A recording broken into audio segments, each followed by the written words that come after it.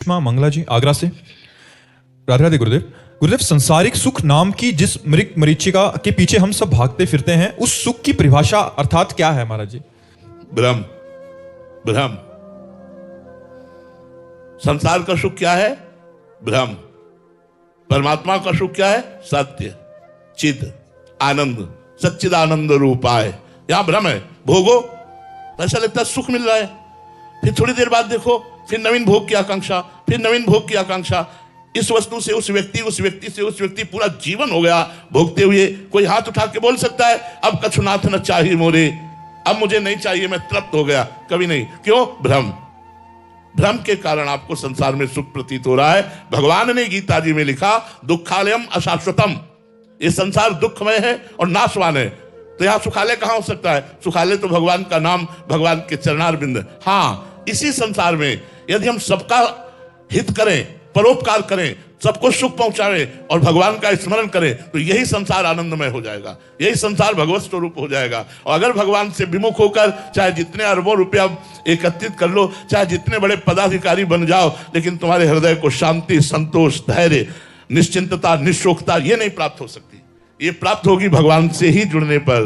भगवान से जब हमारा चित्त जुड़ता है तो हृदय शांत हो जाता है, निर्विकार हो जाता है, आनंदमय हो जाता है, संतोष हो जाता है। बाहरी भोग सामग्री जितनी, उतने में ही हमारा काम चल जाएगा। संतोष नहीं तो तृष्णा इतनी बड़ी हुई है, कौन संतोष धारण किए हुए है? सबके हृदय में आगे से आगे बढ़ने की इच्छा है और वो इच्छा करते करते मर जाता है, लेकिन वो पूर्ण नहीं हो पाती। पूर्णता तो परमात्मा से होती है, जगत से थोड़ी होती है। महाराज जी, नाम की ऐसी महिमा सुन के मतलब उत्साह भी होता है, फिर एक दो दिन जपते हैं अच्छे से जैसे आप कहते हैं, फिर महाराज जी फिर से वही संसार अच्छा लगने लग जाता है। ऐसी निरंतरता कैसे आए महाराज जी? सत्संग। सत्संग भजन नोई संग बिनु, भजन बिना नहीं प्रेम। छिन्हु भजन न छाड़िए, धरिए याद ध्रुनेम। आजकल तो कलयुग भगवान की विशेष कृपा, मोबाइल भगवान है। मोबाइल में सत्संग रोज सुनिए। आप भले यहां ना आ पाए, लेकिन 10 मिनट एक क्लिप सुनिए, चार्ज हो जाओगे। रोज सुनोगे सत्संग तो चार्ज हो जाओगे, अध्यात्म का बल तुम्हारे अंदर जागृत हो जाएगा। नहीं तो सत्संग जिनके जीवन में नहीं है, देखो कल यहीं एक खड़ा होकर के बच्चा बोल रहा था कि मैं 9वीं क्लास से शराब और व्यभिचार और इतने ऐसे कि आज मैं 12वीं क्लास में हूं, मेरी हालत ये हो रही कि मैं अपने को नष्ट कर लूं। ये एक बच्चे की नहीं, हजारों बच्चों की ये स्थिति है। क्यों? अध्यात्म का ज्ञान नहीं है। माता पिता को खुद ज्ञान नहीं अध्यात्म का, तो उनको क्या शिक्षा दे?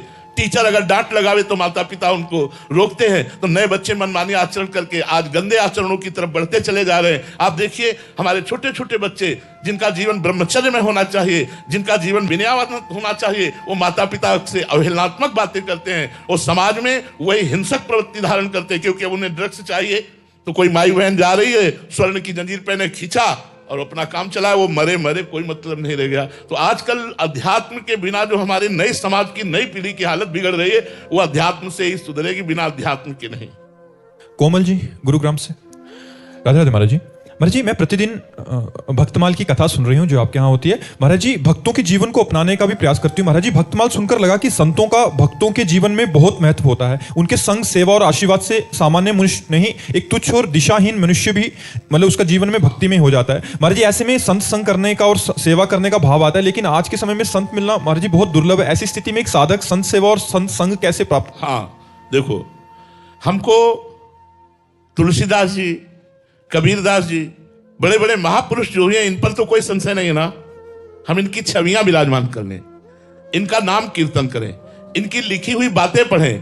क्या संत का मतलब सामने ही बैठ करके सुनना थोड़ी होता है। अगर आप रामायण पढ़ रहे हैं, रामायण की बातें मान रहे हैं, तो आप गोस्वामी तुलसीदास जी की पूजा कर रहे हैं, आप गोस्वामी तुलसीदास जी की बात मान रहे हैं। आप कबीरदास जी की वाणी पढ़ रहे हैं, कबीरदास जी की बात मान रहे हैं, तो आप कबीरदास जी की पूजा कर रहे हैं, कबीरदास जी का संग कर रहे हैं। वाणी पढ़ने का मतलब उनका संग करना। तो महापुरुषों के चरित्र पढ़ो, महापुरुषों की वाणी को अपने जीवन में उतारो, यही सत्संग है। ऐसे प्रगट में बैठ गए तो ये थोड़ी देर के लिए सत्संग है, लेकिन सदा सदा के लिए सत्संग अपने घर में करो। मोबाइल से सत्संग सुनो, और जो महापुरुषों के ग्रंथ हैं उनको अपने पास रखो। जैसे आप श्रीमद् भागवत पढ़ रहे हैं तो सुखदेव मुनि से सत्संग कर रहे हैं, भगवान श्री कृष्ण द्वैपायन व्यास देव जी से सत्संग कर रहे हैं। यदि आप गीता पढ़ रहे हैं तो साक्षात श्री कृष्ण से सत्संग कर रहे हैं। आप बड़े महापुरुषों के चरित्र पढ़िए। तुकाराम जी की वाणी पढ़ रहे हैं तो तुकाराम जी से सत्संग कर रहे हैं। आद्य गुरु भगवान शंकराचार्य जी की वाणी पढ़ रहे हैं तो आप भगवान शंकराचार्य से सत्संग कर रहे हैं। ये बात समझिए ना।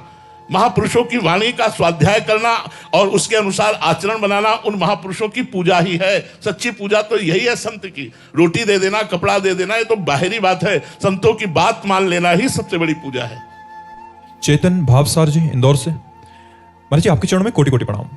महाराज जी मेरा ये प्रश्न है कि मेरा मोह और आसक्ति मेरी माता जी में बहुत अधिक है, लगता है उनके बिना मैं कैसे जी पाऊंगा। महाराज जी कृपा करके कोई उपाय बताएं कि ये उनके प्रति जो मोह आसक्ति और आसक्ति कीजिए, माँ को भगवान मान लीजिए।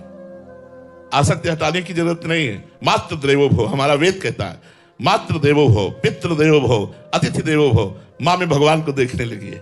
हे भगवान, तुम मेरी माँ के रूप में हो, तुम्हारे सिवा कोई और भगवान मैं मानना भी नहीं चाहूंगा। अरे माँ तू मेरी भगवान है। बस इतना मान करके उसकी आराधना करो, उसको सुख पहुंचाओ, उसके कपड़े धो, उसके चरण छुओ, उसकी सेवा करो और नाम जप करो, भगवान की प्राप्ति हो जाएगी। मोह को प्यार में बदल दो। जैसे पत्नी से है और प्यार करो, उसे भगवान का स्वरूप मानने लगो।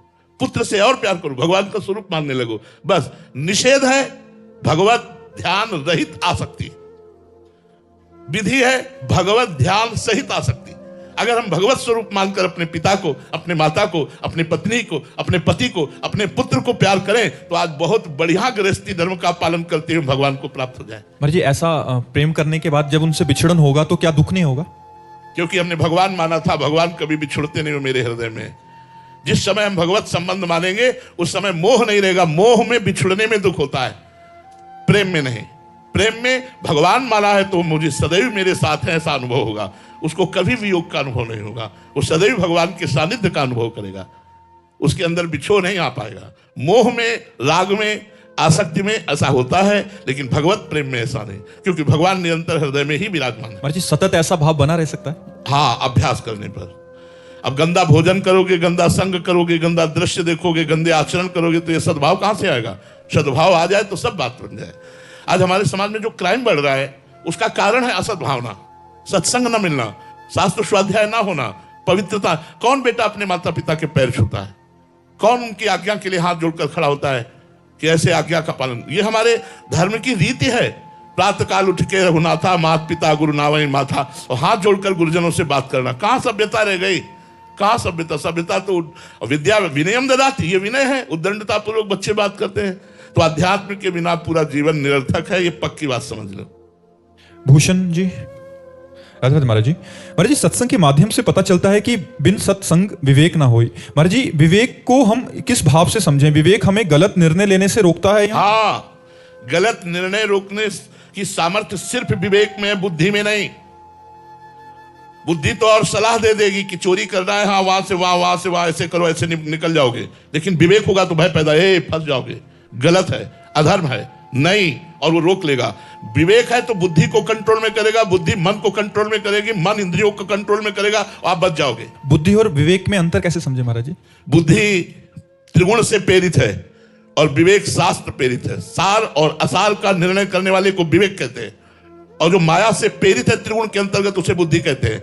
जो निश्चय माया प्रेरित त्रिगुण के अंतर्गत करती है वो बुद्धि, और जो माया तीत सार असार का निर्णय करके निश्चय करता है उसे विवेक कहते हैं। वो सत्संग से ही प्राप्त होता है। महाराज जी अंदर ही सब कुछ हो रहा है, उतने में ही सब पहचानना है क्या हो रहा है। और क्या? तो अंतर्मुख होने पर ही तो अध्यात्म, बहिर्मुख होने पर जगत है।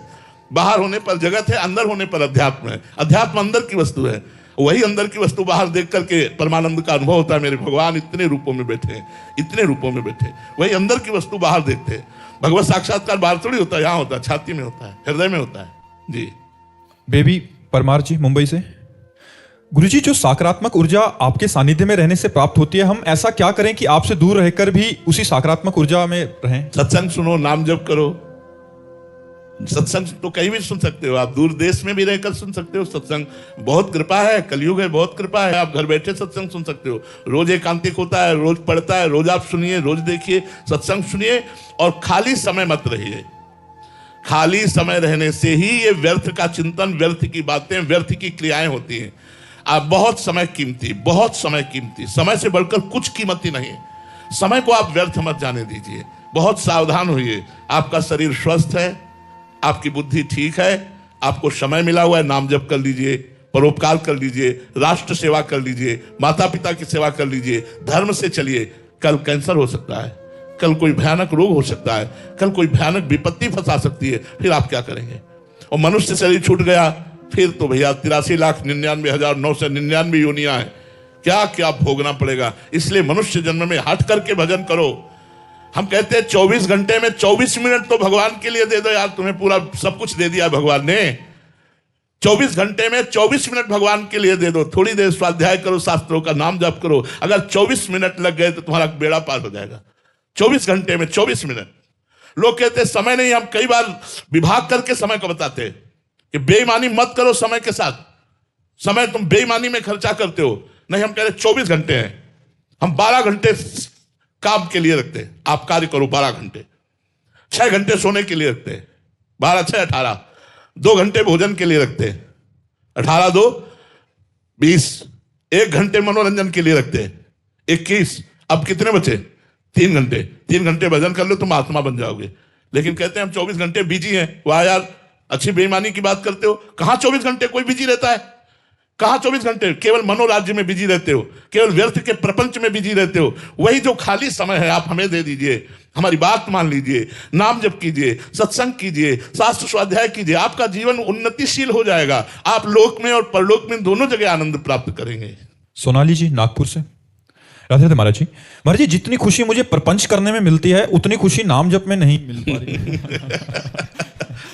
ठीक बात कही, ठीक बात कही। तो महाराज जी, मतलब नाम जप में रुचि कैसे बढ़े? प्रपंच से नाम जप से ही, नाम जप से ही नाम में रुचि बढ़ेगी। जैसे किसी को पित्त का रोग हो जाए, एसिडिटी, और आप उसको मिश्री खवाइए, बढ़ा हुआ पित्त हो तो उसे कड़वा लगता है मिश्री, और वही मिश्री नियम से रोज खाए तो पित्त का समन होकर मीठा होने लगेगी। ऐसे ही नाम अमृत है। राधा नाम सुधा रसम रसी तुम जिह्वास्तु में बिह्वला। राधा नाम अमृत, राम नाम अमृत, कृष्ण नाम अमृत। लेकिन मुझे कड़वा लगता है, प्रिय नहीं लगता। क्यों? भवरोग बढ़ा हुआ है, माया रोग बढ़ा हुआ है। अब अगर नियम पूर्वक हम नाम जप करें तो नाम में ऐसी रुचि हो जाएगी कि हम छोड़ना भी चाहें तो नहीं छोड़ सकते। अगर अब हम छोड़ना भी चाहें कि कसम खा के आज से नाम जप नहीं करेंगे, तो हम रो सकते हैं, छोड़ नहीं सकते। हम चिल्ला के रो पड़ेंगे कि ये भाई, ये कसम निर्वाह नहीं हो पाएगी, भगवान का नाम नहीं छूट पाएगा। ऐसी आसक्ति हो जाएगी। और प्रपंच की बात, प्रपंच कैसे अच्छा लग सकता है? नाम जापक को प्रपंच अच्छा लगता है, इसलिए नाम अच्छा नहीं लग रहा। तो नाम को नियम पूर्वक जपो, प्रपंच कट जाएगा, क्योंकि ये झूठा है। नाम सत्य सच्चिदानंदमय। नाम जपते हुए रसोई बनाओ, नाम जपते हुए सोहनी लगाओ, नाम जपते हुए किसानी करो, नाम जपते हुए नौकरी व्यापार करो। आप परम संत हैं। घर गृहस्थी में रहते हुए भी मोक्ष को प्राप्त हो जाओगे यदि नाम जप करोगे। शराब पियोगे, पराई बहन बेटी की तरफ गंदी दृष्टि रखोगे, गंदे आचरण करोगे तो ठीक है, कुछ समय के लिए कर लो, इसके बाद दुर्गति होगी और नरक भोगोगे।